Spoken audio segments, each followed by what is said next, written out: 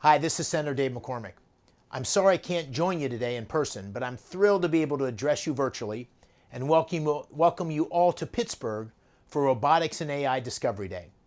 I'd like to thank Jen Apicella, her entire team at the Pittsburgh Robotics Network, and all of their member companies for their steadfast leadership in this groundbreaking field. Pittsburgh's always been a place where America builds, from the steel that powered our Industrial Revolution to the technologies now shaping our digital one.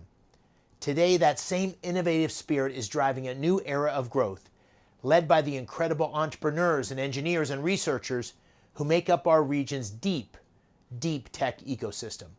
That's why I hosted the inaugural Pennsylvania Energy and Innovation Summit right here in Pittsburgh in July.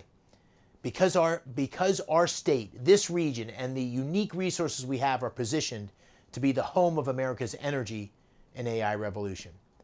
Across Pennsylvania, we see robotics and artificial intelligence transforming industries, creating good-paying jobs, and strengthening supply chains, and improving our lives. From energy to healthcare to manufacturing, companies here are proving that when America invests in technology, we invest in our citizens and their future.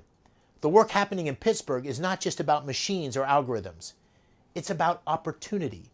It's about training the next generation of skilled workers, helping startups scale into global companies, and ensuring our communities thrive in the economy of the future.